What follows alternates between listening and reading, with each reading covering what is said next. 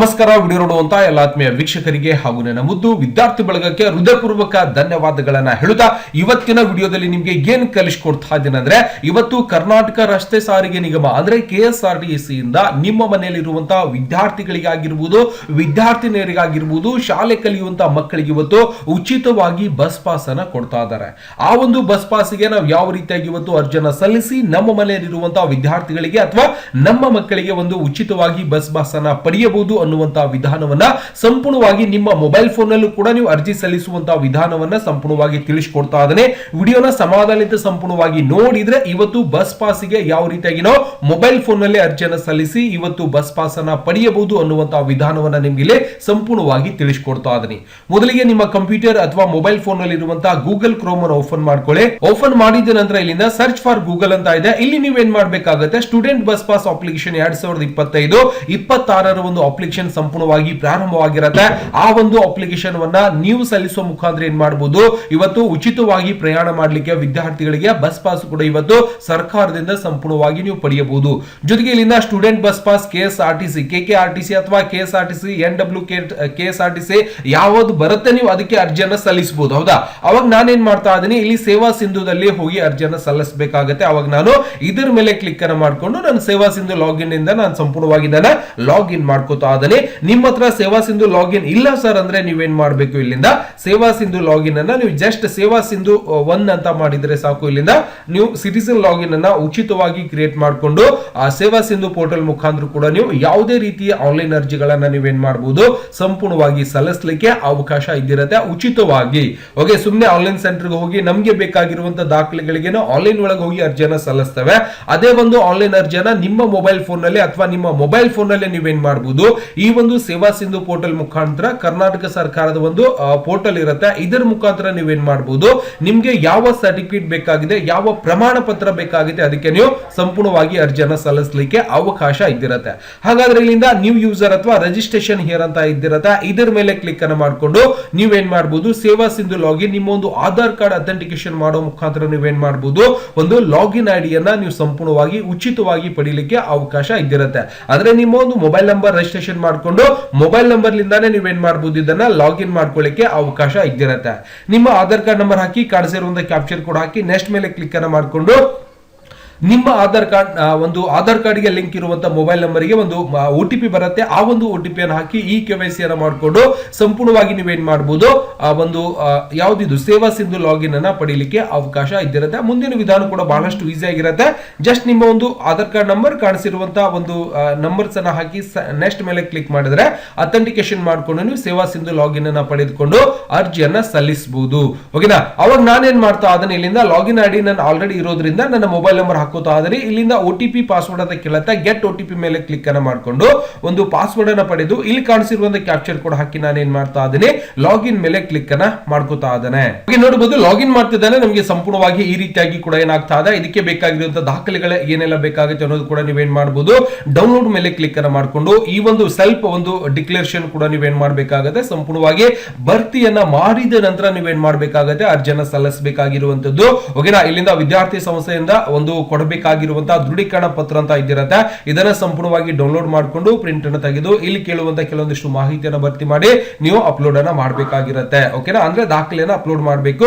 ಇದನ್ನ ರೆಡಿ ಮಾಡ್ಕೊಂಡಿದ ಮೇಲೆನೆ ನೀವು ಅರ್ಜಿಯನ್ನ ಸಲ್ಲಿಸಲಿಕ್ಕೆ ಬರಬೇಕಾಗಿರುವಂತದ್ದು. ಇದು ಇರ್ಲಿಲ್ಲ ಅಂದ್ರೆ ಅರ್ಜಿ ಸಲ್ಲಿಸೋದು, ಯಾಕಂದ್ರೆ ಡಾಕ್ಯುಮೆಂಟ್ಸ್ ಅಲ್ಲಿ ನಾವು ಕೊಡಬೇಕಾಗುತ್ತೆ. ಓಕೆನಾ? ಈ ರೀತಿಯಾಗಿ ಇದನ್ನು ಕೂಡ ಡೌನ್ಲೋಡ್ ಮಾಡ್ಕೊಂಡು ನೀವು ಇಟ್ಕೊಂಡು ಏನ್ ಮಾಡಬಹುದು, ಅರ್ಜಿಯನ್ನ ಸಲ್ಲಿಸಬಹುದು. ಅಂದ್ರೆ ನಮಗೆ ಬೇಕಾಗುತ್ತೆ ಒಂದು ಅಥೆಂಟಿಕೇಶನ್ ಮಾಡ್ಲಿಕ್ಕೆ ಇದು ವಿದ್ಯಾಸಂಸ್ಥೆಯಿಂದ ಕೊಡಬೇಕಾಗಿರುವಂತಹ ದೃಢೀಕರಣ. ನೀವು ಎಲ್ಲಿ ಶಾಲೆ ಕಲಿಯಾಕತ್ತೀರಿ ಅಲ್ಲಿಂದ ನೀವೇನ್ ಮಾಡಬೇಕು, ಕಲ್ಯಾಣ ಕರ್ನಾಟಕ ರಸ್ತೆ ಸಾರಿಗೆ ಅಂತ ಇದೆ.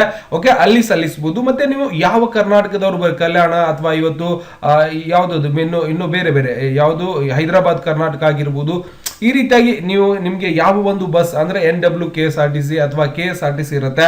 ಓಕೆ, ಈ ರೀತಿಯಾಗಿ ಯಾವ ಒಂದು ಬಸ್ಸಿಗೆ ನೀವು ಅಪ್ಲಿಕೇಶನ್ ಸಲ್ಲಿಸ್ತಾ ಇದ್ದೀರೋ ಅದನ್ನ ಒಂದು ಡೌನ್ಲೋಡ್ ಮಾಡ್ಕೊಂಡು ಅರ್ಜಿಯನ್ನ ಸಲ್ಲಿಸಬಹುದು. ಓಕೆನಾ? ನಾನು ಇದನ್ನು ಕ್ಲೋಸ್ ಮಾಡ್ಕೋತಾ ಇದ್ದೇನೆ. ಡೈರೆಕ್ಟ್ ಆಗಿ ಪ್ರೊಸೀಡ್ ಟು ಅಪ್ಲೈ ಮೇಲೆ ಕ್ಲಿಕ್ ಅನ್ನ ಮಾಡ್ಕೊಳ್ಳೋಣ. ಸಂಪೂರ್ಣವಾಗಿ ಕ್ಲಿಕ್ ಮಾಡ್ತಿದ್ದಾನೆ ನಮಗೆ ಇನ್ನೊಂದು ಪೇಜ್ ಕೂಡ ಸಂಪೂರ್ಣವಾಗಿ ಓಪನ್ ಆಗುತ್ತೆ. ಓಪನ್ ಆದ ನಂತರ ಕೂಡ ನಾವೇನ್ ಮಾಡಬಹುದು, ಇದರಲ್ಲಿ ಅರ್ಜಿಯನ್ನ ಸಲ್ಲಿಸಲಿಕ್ಕೆ ಅವಕಾಶ ಇದ್ದಿರುತ್ತೆ. ಕಲ್ಯಾಣ ಕರ್ನಾಟಕ ರಸ್ತೆ ಸಾರಿಗೆ ನಿಗಮ ಅಂತ ಬರ್ತಾ ಇದೆ. ಇದನ್ನ ಕ್ಲಿಕ್ ಮಾಡ್ಕೊಳ್ಳೋಣ. Student upload latest photo and Aadhaar apply for the student pass ಅಂತ ಹೇಳ್ತಾ ಇದೆ. ಅಂದ್ರೆ ಇವಾಗ ಇರುವಂತ ನಿಮ್ಮ ಒಂದು ಫೋಟೋವನ್ನ ನೀವೇನ್ ಮಾಡ್ಬೇಕಾಗತ್ತೆ, ಇಲ್ಲಿ ಅಪ್ಲೋಡ್ ಮಾಡ್ರಿ ಅಂತ ಹೇಳ್ಕೊಡತ್ತಾರ ಅವ್ರು. ಹೌದಾ, ಇವತ್ತು ಕಲ್ಯಾಣ ಕರ್ನಾಟಕ ಆಗಿರ್ಬೋದು ಸರ್, ನಾವು ಕಲ್ಯಾಣ ಕರ್ನಾಟಕದವರು ಅಲ್ಲದೆ ಇರುವಂತ ಸಂದರ್ಭದಲ್ಲಿ ಏನ್ ಮಾಡ್ಬೇಕು, ಮತ್ತೆ ಇಲ್ಲಿಂದ ನೀವೇನ್ ಮಾಡ್ಬೇಕು, ಇಲ್ಲಿಂದ ಸೂಚನೆಗಳನ್ನ ಸಂಪೂರ್ಣವಾಗಿ ನೋಡ್ಕೋಬೇಕು, ಏನೆಲ್ಲ ಬೇಕಾಗತ್ತೆ ಅನ್ನುವಂಥದ್ದನ್ನ. ಇಲ್ಲಿ ಸಪೋಸ್ ನೀವು 5ನೇ ತರಗತಿ 3ನೇ ತರಗತಿ ಕಲಿತಾ ಇರುವಂತಹ ವಿದ್ಯಾರ್ಥಿ ಇತ್ತು ಅಂದ್ರೆ ಅವರ ಒಂದು STS ಅಥವಾ ನಾನ್ STS ವಿದ್ಯಾರ್ಥಿ ಒಂದು ಫ್ಲೋ ಚಾರ್ಟ್ ಇರುತ್ತೆ, ಅದನ್ನು ಕೂಡ ಸಂಪೂರ್ಣವಾಗಿ ನೀವು ಹಾಕಬೇಕಾಗುತ್ತೆ. PUC ಆಗಿರ್ಬೋದು, ಪದವಿ ವಿದ್ಯಾರ್ಥಿ ಎಲ್ಲರೂ ಕೂಡ ಇದಕ್ಕೆ ಅರ್ಜಿಯನ್ನು ಸಲ್ಲಿಸಬಹುದು, ಬಹಳಷ್ಟು ಈಸಿ ಆಗಿರುತ್ತೆ. ಓಕೆನಾ, ಇಲ್ಲಿ ಕೇಳುವಂತ ಕೆಲವೊಂದಿಷ್ಟು ದಾಖಲೆಗಳನ್ನ ಸಂಪೂರ್ಣವಾಗಿ ನಿಮ್ಮ ಹತ್ರ ಇರಬೇಕು. ಇಲ್ಲಿ ಹೇಳ್ಕೊಡ್ತಾ ವಿಳಾಸ ಬದಲಾವಣೆಯಲ್ಲಿ ಎಲ್ಲಾ ವಿದ್ಯಾರ್ಥಿಗಳು ಸ್ವಯಂ ದೃಢೀಕರಣ ಪತ್ರ ಅಪ್ಲೋಡ್ ಮಾಡುವುದು ಕಡ್ಡಾಯವಾಗಿರುತ್ತದೆ. ಆಲ್ರೆಡಿ ನಿಮ್ಮ ಹತ್ರ ಏನಾದ್ರೂ ಬಸ್ ಪಾಸ್ ಇತ್ತು ಸರ್, ನಾವು ಬೇರೆ ಕಡೆ ಮನೆ ಮಾಡ್ಕೊಂಡು ಬಂದ್ರೆ ಅಲ್ಲಿದ ಒಂದು ವಿಳಾಸದ ಬದಲಾವಣೆ ದೃಢೀಕರಣ ಪ್ರಮಾಣ ಪತ್ರವನ್ನು ಹಚ್ಚಬೇಕಾಗತ್ತೆ. ಜೊತೆಗೆ ವಿದ್ಯಾರ್ಥಿ ಬಸ್ ಪಾಸ್ ವಿತರಣೆ ಗರಿಷ್ಠ 60 ಕಿಲೋಮೀಟರ್ ವರೆಗೆ ನೀವೇನ್ ಮಾಡಬಹುದು, ಆ ಒಂದು ಬಸ್ ಪಾಸ್ ಅನ್ನ ಬಳಕೆ ಮಾಡ್ಲಿಕ್ಕೆ ಅವಕಾಶ ಇದ್ದಿರತ್ತೆ. ಇವೆಲ್ಲವನ್ನು ಕೂಡ ದಾಖಲೆಗಳನ್ನ ರೆಡಿ ಮಾಡ್ಕೊಂಡು ನೀವೇನ್ ಮಾಡ್ಬೇಕು, ಅರ್ಜಿಯನ್ನ ಸಲ್ಲಿಸಬೇಕಾಗತ್ತೆ. ಇಲ್ಲ ಸರ್, ನಾನು NWKSRTC ಗೆ ಅರ್ಜಿಯನ್ನ ಸಲ್ಲಿಸಬೇಕಾಗಿತ್ತು ಅಂದ್ರೆ, ಸಪೋಸ್ ಇದನ್ನ ಬೇಡ, ಕಲ್ಯಾಣ ಕರ್ನಾಟಕ ಬೇಕಾಗಿಲ್ಲ ಸರ್ ಅಂದ್ರೆ, ಇಲ್ಲ ಸರ್ ನಾನು ಸಲ್ಲಿಸಬೇಕಾಗಿದೆ, ಓಕೆ, ಅವಾಗ ಏನ್ ಮಾಡ್ಬೇಕು, ಆಧಾರ್ ಅಥೆಂಟಿಕೇಶನ್ ಮಾಡ್ಕೋಬೇಕಾಗತ್ತೆ. ಓಕೆ, ಮೊದಲಿಗೆ ನೀವೇನ್ ಮಾಡ್ಬೇಕು, ಆಧಾರ್ KYC ಅಥೆಂಟಿಕೇಶನ್ ವನ್ನ ಸಂಪೂರ್ಣವಾಗಿ ಮಾಡ್ಕೋಬೇಕಾಗಿರುವಂತದ್ದು. ಅವಾಗ ನಾನೇನ್ ಮಾಡ್ತೀನಿ ಅಂದ್ರೆ, ಉದ್ದೇಶ ಅಂತ ಕೇಳುತ್ತೆ, ಅವಾಗ ನಾವೇನ್ ಮಾಡ್ಬೋದು, ಇಶ್ಯೂ ಫಾರ್ ದ ಫ್ರೀ ಒಂದು ಕಾನ್ಸಲೇಷನ್ ಬಸ್ ಪಾಸ್ ಅಂತ ಆಟೋಮೆಟಿಕ್ ಆಗಿ ಬಂದಿರುತ್ತೆ.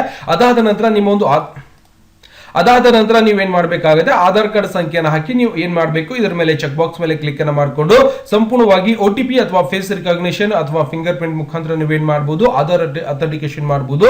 ಇಲ್ಲ ಸರ್, ನನ್ನ ಮೊಬೈಲ್ ನಂಬರ್ಗೆ ಒಂದು ಆಧಾರ್ ಲಿಂಕ್ ಇದೆ ಅಂದ್ರೆ ನೀವೇನ್ ಮಾಡಬೇಕು, OTP ಅನ್ನ ಸೆಲೆಕ್ಷನ್ ಮಾಡಿಕೊಂಡು ಸಂಪೂರ್ಣವಾಗಿ ನೀವು ಪಡೆಯಬಹುದು. ಓಕೆ, ಸಂಪೂರ್ಣವಾಗಿ ನಾನು ಆಧಾರ್ ಕಾರ್ಡ್ ನಂಬರ್ ಕೂಡ ಇಲ್ಲಿಂದ ಹಾಕೋತಾ ಇದ್ದೀನಿ. ನೀವು ಕೂಡ ಇದೇ ರೀತಿಯಾಗಿ ಆಧಾರ್ ನಂಬರ್ ಅನ್ನು ಹಾಕಿದ ನಂತರ OTP ಮೇಲೆ ಕ್ಲಿಕ್ ಅನ್ನು ಮಾಡ್ಕೊಂಡ್ರೆ ಸಂಪೂರ್ಣವಾಗಿ ನೀವು ಕೊಟ್ಟಿರುವಂತಹ ಆಧಾರ್ ಕಾರ್ಡ್ ಗೆ ಲಿಂಕ್ ಇರುವಂತಹ ಮೊಬೈಲ್ ನಂಬರ್ಗೆ ಸಂಪೂರ್ಣವಾಗಿ ಒಂದು OTP ಬರುತ್ತೆ. ಆ ಒಂದು OTP ಅನ್ನು ಹಾಕಿ ಈ KYC ಅನ್ನು ನೀವೇನ್ ಮಾಡಬೇಕಾಗಿದೆ, ಸಂಪೂರ್ಣವಾಗಿ ಕಂಪ್ಲೀಟ್ ಮಾಡಬೇಕಾಗಿರುವಂತದ್ದು. ಯಾವಾಗ ನೀವು ಈ KYC ಅನ್ನು ಸಂಪೂರ್ಣವಾಗಿ ಮಾಡ್ತಿರೋ, ಅದಾದ ನಂತರ ನಾವು ಮುಂದಿನ ವಿಳಾಸಕ್ಕೆ ಅಥವಾ ಮುಂದಿನ ಒಂದು ಪೇಜ್ಗೆ ಸಂಪೂರ್ಣವಾಗಿ ಹೋಗ್ಲಿಕ್ಕೆ ಅವಕಾಶ ಇದ್ದಿರುತ್ತೆ. ಓಕೆ, ಸಂಪೂರ್ಣವಾಗಿ ಈ KYC ಸ್ವಲ್ಪ ಸ್ಲೋ ಓಕೆ, ಸಂಪೂರ್ಣವಾಗಿ ಈ KYC ಸ್ವಲ್ಪ ಸ್ಲೋ ಆಗ್ತಾ ಇದೆ, ಆಗ್ಲಿ ತೊಂದರೆ ಏನಿಲ್ಲ. ವಾಪಸ್ ನಾವು ಇದೇ ಒಂದು ಪೇಜ್ ಮೇಲೆ ಹೋಗಿ ಮುಂದಿನ ವಿಧಾನ ಇಂಡಿಯನ್ ಸಿಟಿಸನ್ ಅಂತ ಕ್ಲಿಕ್ ಅನ್ನ ಮಾಡ್ಕೊಳ್ಳೋಣ. ಅದಾದ ನಂತರ ನಾವೇನ್ ಮಾಡಬೇಕು, ಕೋರ್ಸ್ ಆಫ್ ದ ಕೆಟಗರಿ ಅಂತ ಕೇಳುತ್ತೆ, ಇಲ್ಲಿಂದ ಮೊಬೈಲ್ ನಂಬರ್ ಕೂಡ ಸಂಪೂರ್ಣವಾಗಿ ಹಾಕಬೇಕಾಗುತ್ತೆ. ಅದಾದ ನಂತರ ನೀವೇನ್ ಮಾಡಬೇಕಾಗುತ್ತೆ, ಕೋರ್ಸ್ ಕೆಟಗರಿಯನ್ನ ಸಂಪೂರ್ಣವಾಗಿ ಹಾಕಬೇಕಾಗುತ್ತೆ. PUC ಅಥವಾ ITI ಏನ್ ಕಲಿತಾ ಇದ್ದೀರಿ ಆ ಒಂದು ಕ್ವಾಲಿಫಿಕೇಶನ್. ಇಲ್ಲ ಸರ್, ನಾನು ಪ್ರೈಮರಿ ಕಲಿತಾ ಇದ್ದೀನಿ ಅಂದ್ರೆ ಪ್ರೈಮರಿಯನ್ನ ಹಾಕೊಂಡ್ಬಿಡಿ. ಅದಾದ ನಂತರ ನೀವೇನ್ ಮಾಡಬೇಕಾಗುತ್ತೆ, ಕ್ಲಾಸ್ ಅಂತ ಇದ್ದಿರುತ್ತೆ, ಎಷ್ಟನೇ ಕ್ಲಾಸಿಗೆ ನೀವು ಕಲಿತಾ ಇದ್ದೀರಾ ಅಂತ ಕೇಳುತ್ತೆ, ಅದನ್ನು ಕೂಡ ನಾವು ಸಂಪೂರ್ಣವಾಗಿ ಇಲ್ಲಿಂದ ಪ್ರೈಮರಿ ಮತ್ತೆ ಇಲ್ಲಿಂದ ಕ್ಲಾಸ್ ಕೂಡ ಸಂಪೂರ್ಣವಾಗಿ ಹಾಕೋಬೇಕಾಗುತ್ತೆ. 7th ಸ್ಟ್ಯಾಂಡರ್ಡ್ ಅದು ಕೊಡ್ತಾ ಇದೀನಿ. ಮತ್ತೆ ಅದಾದ ನಂತರ ನೀವೇನ್ ಮಾಡಬೇಕು, ಗೆಟ್ ಡೀಟೇಲ್ಸ್ ಮೇಲೆ ಕ್ಲಿಕ್ ಅನ್ನ ಮಾಡಿದಾಗ ಇನ್ನು ಕೆಲವೊಂದಿಷ್ಟು ನೀವು ಆಧಾರ್ ಕಾರ್ಡ್ ಇಂದ ಅಥೆಂಟಿಕೇಶನ್ ಮಾಡಿರುವಂತದ್ದು ಏನಿರುತ್ತೆ ಆ ಒಂದು ಡೀಟೇಲ್ಸ್ ಕೂಡ ಸಂಪೂರ್ಣವಾಗಿ ಬರುತ್ತೆ. ಇಲ್ಲಿಂದ ಮೊಬೈಲ್ ನಂಬರ್ ಸಂಪೂರ್ಣವಾಗಿ ಹಾಕುತ್ತಾ ಇದ್ದಾನೆ.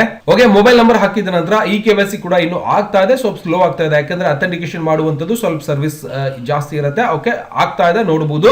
ಓಕೆ, ಆದ ನಂತರ ನನ್ಗೆ ಏನಾಗಿದೆ, ಸ್ವಲ್ಪ ಈ ಒಂದು ಪೇಜ್ ಅನ್ನು ಕೆಳಗಡೆ ತಗೋತೀನಿ. ಓಕೆ, ನೋಡಬಹುದು. ವಾಪಸ್ ನಾವು ಬಂದಾಗ ಇಲ್ಲಿಂದ ಸಂಪೂರ್ಣವಾಗಿ ಆಧಾರ್ ಅಥೆಂಟಿಕೇಶನ್ ಆಗಿ ನಮಗೆ ಏನಾಗಿದೆ, OTP ಕೂಡ ಸಂಪೂರ್ಣವಾಗಿ ಬಂದಿರುವಂತದ್ದು. ಆ ಒಂದು OTP ಅನ್ನ ನಾನು ಏನ್ ಮಾಡ್ಕೋತಾ ಅದನ್ನ ಇಲ್ಲಿಂದ ಸಂಪೂರ್ಣವಾಗಿ ನಾವು ಹಾಕಬೇಕಾಗಿರುವಂತದ್ದು. OTP ಪಡೆಯಿರಿ ಅಂತ ಇದೆ, ನಾವ್ ಏನ್ ಮಾಡ್ಬೇಕಾಗುತ್ತೆ, ಇದನ್ನ OTP ಮೇಲೆ ಕ್ಲಿಕ್ ಅನ್ನ ಮಾಡ್ಕೊಂಡು ಸಂಪೂರ್ಣವಾಗಿ ಈಗ ಏನ್ ಮಾಡ್ಬೇಕಾಗುತ್ತೆ, ಆಧಾರ್ KYC OTP ಅನ್ನ ಪಡೆದುಕೊಂಡು ನಾವು OTP ಅನ್ನ ಇಲ್ಲಿ ಹಾಕಬೇಕಾಗಿರುವಂತದ್ದು. ಓಕೆನಾ, ಒಂದ್ಸಾರಿ OTP ಬಂದಿತ್ತು, ಮತ್ತೊಮ್ಮೆ ನಾನು ಏನ್ ಮಾಡ್ತಾ ಇದೀನಿ, ಪ್ರೊಸೀಡ್ ಟು ಮೇಲೆ ಕ್ಲಿಕ್ ಅನ್ನ ಮಾಡ್ಕೋತಾ ಇದೀನಿ. ಅಲ್ಲಿಂದ ಇನ್ನೊಂದ್ಸರ್ತಿ OTP ಬರಬಹುದು ಅನ್ನೋದನ್ನ ನಾವು ಸಂಪೂರ್ಣವಾಗಿ ತಗೊಂಡು ಮತ್ತೆ ಏನ್ ಮಾಡ್ಬೇಕಾಗುತ್ತೆ, ಈ KYC ಅನ್ನ ಕಂಪ್ಲೀಟ್ ಆಗಿ ಮಾಡ್ಕೋಬಹುದು. ನೋಡಬಹುದು, ಸಂಪೂರ್ಣವಾಗಿ ಈ KYC ಕೂಡ ಅಥೆಂಟಿಕೇಶನ್ ಆಗ್ತಾ ಇದೆ. ಇವಾಗ ನಾವೇನ್ ಮಾಡಿದೀವಿ, ಸಂಪೂರ್ಣವಾಗಿ ಆ OTP ಅನ್ನ ನಿಮ್ಮ ಮೊಬೈಲ್ ನಂಬರ್ ಗೆ ಕಳಿಸಿದೀವಿ ಅಂತ ಹೇಳ್ಕೊಟ್ಟಿದ್ದಾರೆ. ಆಯ್ತು, ಕಳಿಸಿದ್ರೆ ಬಹಳ ಚಲೋ ಆಯ್ತು. ಆ ಕಳಿಸಿರುವಂತಹ OTP ಅನ್ನ ನೀವೇನ್ ಮಾಡ್ಬೇಕೀಗ, ಸಂಪೂರ್ಣವಾಗಿ ಇಲ್ಲಿ ನೀವೇನ್ ಮಾಡ್ಬೇಕಾಗುತ್ತೆ, ಆ ಒಂದು OTP ಅನ್ನ ಸಂಪೂರ್ಣವಾಗಿ ಹಾಕೋಬಹುದು. ಹಾಕಿದ ನಂತರ ನೀವು ಅಥೆಂಟಿಕೇಶನ್ ಮಾಡಿರೋ ರೀತಿಯಲ್ಲಿ ಸಂಪೂರ್ಣವಾಗಿ ಆಗ್ಬಿಡುತ್ತೆ. ಓಕೆನಾ, ಸಬ್ಮಿಟ್ ಮೇಲೆ ಕ್ಲಿಕ್ ಅನ್ನ ಮಾಡ್ಕೋಬಹುದು. OTP ಅನ್ನ ಹಾಕಿದ ನಂತರ ಸಬ್ಮಿಟ್ ಮೇಲೆ ಕ್ಲಿಕ್ ಮಾಡಿದಾಗ ಈ KYC ಅಥೆಂಟಿಕೇಶನ್ ಸಂಪೂರ್ಣವಾಗಿ ಕಂಪ್ಲೀಟ್ ಆಗುತ್ತೆ. ಈ KYC ಎಲ್ಲದಕ್ಕೂ ಕೂಡ ಇವತ್ತು ಸರ್ಕಾರದಿಂದ ಬರುವಂತಹ ಯೋಜನೆಗಳಿಗೆ ಅಥವಾ ಸರ್ಕಾರದಿಂದ ಬರುವಂತಹ ಹಣಗಳಿಗೆ, ಸ್ಕಾಲರ್ಶಿಪ್ ಆಗಿರಬಹುದು, ಎಲ್ಲದಕ್ಕೂ ನಾವೇನ್ ಮಾಡ್ಬೇಕಾಗತ್ತೆ, ಒಂದು ಅಥೆಂಟಿಕೇಶನ್ ಕೂಡ ಬಹಳಷ್ಟು ಮಾಡ್ಕೋಬೇಕಾಗಿರುವಂತದ್ದು. ಗೊತ್ತಾಗಿದೆ? ಓಕೆ, ಸಂಪೂರ್ಣವಾಗಿ ಬರ್ತಾ ಇದೆ, ವೇಟ್ ಮಾಡೋಣ. ಓಕೆ, ಸಂಪೂರ್ಣವಾಗಿ ಒಂದು ಆಧಾರ್ ಕಾರ್ಡಿನ ಒಂದು ವೆಬ್ಸೈಟ್ ಸ್ವಲ್ಪ ಸ್ಲೋ ಆಗಿದೆ, ಅಥೆಂಟಿಕೇಶನ್ ಆಗ್ತಾ ಇಲ್ಲ. ಸಪೋಸ್ ಸಂಪೂರ್ಣವಾಗಿ ಹಾಕ್ಬಹುದು. ಇದರ ಜೊತೆಗೆ ಇನ್ನೊಂದು ಸಪೋಸ್ ನಾವು ಬೇರೆ ಒಂದು KSRTC NW KSRTC ಅರ್ಜಿಯನ್ನ ಸಲ್ಲಿಸಬೇಕಾಗಿತ್ತು ಸರ್ ಅಂದ್ರೆ ಅಪ್ಲೈ ಫಾರ್ ದ ಸರ್ವಿಸ್ ಮೇಲೆ ಕ್ಲಿಕ್ ಅನ್ನ ಮಾಡಿಕೊಂಡು ವ್ಯೂ ಅವೈಲೇಬಲ್ ಸರ್ವಿಸ್ ಮೇಲೆ ಕ್ಲಿಕ್ ಅನ್ನ ಮಾಡಿದ ನಂತರ ಇಲ್ಲಿ ನೀವೇನ್ ಮಾಡಬಹುದು, KSRTC ಇರುವಂತ ಎಲ್ಲವನ್ನು ಕೂಡ ನೋಡ್ಲಿಕ್ಕೆ ಸಿಗುತ್ತೆ. KSRTC ಬಸ್ ಪಾಸ್ ಆಗಿರಬಹುದು, NW KSRTC ಬಸ್ ಪಾಸ್ ಆಗಿರಬಹುದು. ಓಕೆನಾ, ಇಲ್ಲಿ application for the KSRTC student bus pass ಒಂದು ಕರೆಕ್ಷನ್ ಆಗಿರಬಹುದು. ಎಲ್ಲವನ್ನು ಕೂಡ ಮಾಡ್ಲಿಕ್ಕೆ ಇಲ್ಲಿಂದ ಅಪ್ಲೈ ಒಂದು ಅವಕಾಶ ಇದ್ದಿರುತ್ತೆ. ನೀವು ಎಲ್ಲರೂ ಕೂಡ ಅರ್ಜಿಯನ್ನ ಸಲ್ಲಿಸಬಹುದು. ಇಲ್ಲ ಸರ್ ನಾನು ಹೊಸದಾಗಿ ಅರ್ಜಿಯನ್ನ ಮತ್ತೊಮ್ಮೆ ಸಲ್ಲಿಸಬೇಕಾಗಿತ್ತು ಅಂದ್ರೆ ಇವತ್ತು NW KSRTC ನೋಡೋಣ. ಇದರ ಮೇಲೆ ಕ್ಲಿಕ್ ಅನ್ನ ಮಾಡ್ಕೋತಾ ಇದ್ದಾನೆ. ಇದನ್ನು ಕೂಡ ಬಹಳಷ್ಟು ಈಸಿ ಆಗಿರುತ್ತೆ. ಇಲ್ಲಿನೂ ಕೂಡ ಅವರ ಒಂದು ಡಿಕ್ಲರೇಷನ್ ಕೂಡ ನೀವು ಸಂಪೂರ್ಣವಾಗಿ ಓದ್ಕೋಬಹುದು. ಆಗ್ಲೇ ಯಾವ ರೀತಿಯಾಗಿ ಓಪನ್ ಮಾಡ್ಕೊಂಡಿದ್ದೀವಿ ಅದೇ ರೀತಿಯಾಗಿ ಅದರ ಒಂದು ಫಾರ್ಮ್ ಅನ್ನ ಸಂಪೂರ್ಣವಾಗಿ ಓದ್ಕೋಬೇಕಾಗುತ್ತೆ. ಓದಿದ ನಂತರ ಒಂದು ಅಥೆಂಟಿಕೇಶನ್ ಮಾಡಿ ನಿಮ್ಮ ಹತ್ರ ಇಟ್ಕೋಬೇಕು. ಯಾವ ಶಾಲೆಯಲ್ಲಿ ಅಂದ್ರೆ ವಿದ್ಯಾಸಂಸ್ಥೆಯಲ್ಲಿ ಆ ಒಂದು ಸಂಸ್ಥೆಯಿಂದ ಒಂದು ಪ್ರಮಾಣ ಪತ್ರವನ್ನ ನೀವು ಬರೆಸಿ ಇಟ್ಕೋಬೇಕಾಗುತ್ತೆ. ಓಕೆನಾ, ಬರ್ಸಿದ ಆದ್ಮೇಲೆ ನೀವೇನ್ ಮಾಡಬಹುದು, ಇಲ್ಲ ಸರ್ ನಾನು ಬರ್ಸ್ಕೊಂಡಿದ್ದೀನಿ ಕರೆಕ್ಟ್ ಆಗಿದೆ ಅಂದ್ರೆ ಮತ್ತೊಮ್ಮೆ ನೀವು ಇದರ ಮೇಲೆ ಕ್ಲಿಕ್ ಅನ್ನ ಮಾಡಿಕೊಂಡು ಪ್ರೊಸೀಡ್ ಟು ಅಪ್ಲೈ ಮೇಲೆ ಕ್ಲಿಕ್ ಅನ್ನ ಮಾಡಿ. ಇಲ್ಲಿನೂ ಕೂಡ ಸೇಮ್ ವಿಧಾನ ಕೇಳುತ್ತೆ. ನಾವು ಆಗ್ಲೇ ಏನ್ ಮಾಡಿದೀವಲ್ಲ ಅದೇ ವಿಧಾನವನ್ನ ನೀವೇನ್ ಮಾಡಬಹುದು, ಒಂದು latest photo Aadhaar card number ಅನ್ನ ಹಾಕಬೇಕಾಗುತ್ತೆ. ಇಲ್ಲಿ ನಾವೇನ್ ಮಾಡಬಹುದು, ಇಲ್ಲಿ ಸ್ವಲ್ಪ ಚೇಂಜಸ್ ಇದೆ ನೋಡಿ. ವ್ಯೂ ಫಾರ್ ದ ಇನ್ಸ್ಟ್ರಕ್ಷನ್ ಅಂತ ಇದೆ, ಮತ್ತೆ ಸೂಚನೆಗಳು ವೀಕ್ಷಿಸಿ ಅಂತ ಇದೆ. ಇದರ ಮೇಲೆ ಕ್ಲಿಕ್ ಅನ್ನ ಮಾಡಿಕೊಂಡು ಇಲ್ಲಿನೂ ಕೂಡ ಇವೆಲ್ಲ ದಾಖಲೆಗಳನ್ನ ನಿಮ್ಮ ಹತ್ರ ಇಟ್ಕೊಂಡು ನೀವೇನ್ ಮಾಡಬೇಕು, ಅರ್ಜಿಯನ್ನ ಸಲ್ಲಿಸಬೇಕಾಗುತ್ತೆ. ಇಲ್ಲಿಂದ ಸಿಟಿಸನ್ ಅಂತ ಕೇಳುತ್ತೆ, ಇಂಡಿಯನ್ ಅಂತ ಕ್ಲಿಕ್ ಅನ್ನ ಮಾಡ್ಕೊಳ್ಳಿ. ಇಲ್ಲಿಂದ ಅಥೆಂಟಿಕೇಶನ್ ಆಧಾರ್ ಅಥೆಂಟಿಕೇಶನ್ ಮಾಡಲೇಬೇಕಾಗುತ್ತೆ. ಆಗ್ಲೇ ಸ್ವಲ್ಪ ಸರ್ವರ್ ಬಿಸಿ ಆಗಿದೆ, ಆಧಾರ್ ಅಥೆಂಟಿಕೇಶನ್ ಆಗ್ತಿರ್ಲಿಲ್ಲ. ಇಲ್ಲಿಂದ ಒಂದು ಕ್ಲಿಕ್ ಡೀಟೇಲ್ಸ್ ಆಧಾರ್ ಅಥೆಂಟಿಕೇಶನ್ ಮೇಲೆ ನೀವು ಕ್ಲಿಕ್ ಮಾಡಿದ್ದೀರ ಅಂದ್ರೆ ನಿಮ್ಮ ಒಂದು ಡೀಟೇಲ್ಸ್ ಆಟೋಮೆಟಿಕ್ ಆಗಿ ಸಂಪೂರ್ಣವಾಗಿ ಬಂದಿರುತ್ತೆ. ನಿಮ್ಮ ಒಂದು ಇನ್ಸ್ಟಿಟ್ಯೂಟ್ ಲೊಕೇಶನ್ ಕರ್ನಾಟಕದಲ್ಲಿ ಇದೆ, ಸೆಲೆಕ್ಷನ್ ಮಾಡ್ಕೊಳ್ಳಿ. ಮೊಬೈಲ್ ನಂಬರ್ ಹಾಕಿ ಇಲ್ಲಿಂದ ಕೋರ್ಸ್ ಅನ್ನ ಸೆಲೆಕ್ಷನ್ ಮಾಡ್ಕೊಳ್ಳಿ. ಯಾವ್ದು PUC ಕಲಿತಾ ಇದ್ದಾರೆ PUC ಮಾಡಿ. ಮತ್ತೆ ಇಲ್ಲಿಂದ ಇದರ ಕೆಳಗಡೆ ಕೋರ್ಸ್ ಕ್ಯಾಟಗರಿ ಪ್ರೀ ಯೂನಿವರ್ಸಿಟಿ ಅಂತ ಕ್ಲಿಕ್ ಮಾಡ್ಕೋಬೇಕು. ಇಲ್ಲಿಂದ ಸ್ಟಡಿಂಗ್ ಇನ್ ಕ್ಲಾಸ್ ಅಂತ ಫಸ್ಟ್ ಇಯರ್ ಕಲಿತಾ ಇದೀವಿ. ಇಷ್ಟೆಲ್ಲ ಹಾಕಿದ ನಂತರ ಗೆಟ್ ಡೀಟೇಲ್ಸ್ ಮೇಲೆ ನೀವು ಕ್ಲಿಕ್ ಅನ್ನ ಮಾಡಿದಾಗ ಇವೆಲ್ಲವನ್ನು ಕೂಡ ಫಿಲ್ ಮಾಡಬೇಕಾಗುತ್ತೆ. ಆಧಾರ್ ಅಥೆಂಟಿಕೇಶನ್ ಮಾಡಿದ ನಂತರನೇ ನಾವು ಏನ್ ಮಾಡಬಹುದು, ಅರ್ಜಿಯನ್ನ ಸಲ್ಲಿಸಲಿಕ್ಕೆ ಅವಕಾಶ ಇದಿರುತ್ತೆ. ಆದ್ರೂ ಕೂಡ ಇನ್ನೊಂದ್ಸರ್ತಿ ಆಧಾರ್ ಅಥೆಂಟಿಕೇಶನ್ ಮೇಲೆ ಕ್ಲಿಕ್ ಅನ್ನ ಮಾಡ್ಕೋತಾ ಇದ್ದೇನೆ. ಇನ್ನೊಂದ್ಸರ್ತಿ ಮಾಡಿ ನೋಡೋಣ. ಓಕೆ, ಸರ್ವರ್ ಸ್ವಲ್ಪ ಬಿಸಿ ಆಗಿರೋದ್ರಿಂದ ಆ ರೀತಿಯಾಗಿ ಬರುತ್ತೆ. ಸ್ವಲ್ಪ ಟೈಮ್ ಬಿಟ್ಟು ನೀವು ಸರ್ಚ್ ಮಾಡ್ಕೊಂಡ್ರೆ ಸಂಪೂರ್ಣವಾಗಿ ಬರುತ್ತೆ. ಅವಾಗ ನಿಮ್ಮ ಒಂದು ಆಧಾರ್ ಕಾರ್ಡ್ ನಂಬರ್ ಹಾಕಿ ಡಿಕ್ಲರೇಷನ್ ಮೇಲೆ ಕ್ಲಿಕ್ ಅನ್ನ ಮಾಡ್ಕೊಂಡು ನೀವೇನ್ ಮಾಡಬೇಕು, OTP ಮೇಲೆ ಸಂಪೂರ್ಣವಾಗಿ ಕ್ಲಿಕ್ ಅನ್ನ ಮಾಡ್ಕೊಂಡ್ರೆ ನಮಗೆ OTP ಜನರೇಟ್ ನಾವು ಕೊಟ್ಟಿರುವಂತಹ ಆಧಾರ್ ಕಾರ್ಡ್ ಗೆ ಲಿಂಕ್ ಇರುವಂತಹ ಮೊಬೈಲ್ ನಂಬರ್ ಗೆ OTP ಬರುತ್ತೆ. ಆ ಒಂದು OTP ಸಂಪೂರ್ಣವಾಗಿ ಕೆಳಗಡೆ ಬರುತ್ತೆ. ಓಕೆನಾ, ನೋಡೋಣ. ಸಂಪೂರ್ಣವಾಗಿ ನಾನೇನ್ ಮಾಡ್ತಾ ಇದ್ದೀನಿ, ಆಧಾರ್ ಕಾರ್ಡ್ ನಂಬರ್ ಹಾಕಿದ ನಂತರ ಇಲ್ಲಿಂದ OTP ಪಡೆಯಿರಿ ಅಂತ ಇದೆ. ಇದರ ಮೇಲೆ ಸಂಪೂರ್ಣವಾಗಿ ಕ್ಲಿಕ್ ಅನ್ನ ಮಾಡ್ಕೋತಾ ಇದ್ದಾನೆ. ಇಲ್ಲಿ ಅಥೆಂಟಿಕೇಶನ್ ಆಯ್ತು ಅಂದ್ರೆ ಸಂಪೂರ್ಣವಾಗಿ ನಮಗೆ ಮತ್ತೊಂದು ಪೇಜ್ ಕೂಡ ಸಂಪೂರ್ಣವಾಗಿ ಓಪನ್ ಆಗುತ್ತೆ. ಇಲ್ಲಿಂದ ಸ್ವಲ್ಪ click to here to run return ಏನೋ ಬರ್ತಾ ಇದೆ. ಸ್ವಲ್ಪ ಸರ್ವರ್ ಬಿಸಿ ಇರೋದ್ರಿಂದ ಈ ರೀತಿಯಾಗಿ ಬರ್ತಾ ಇದೆ.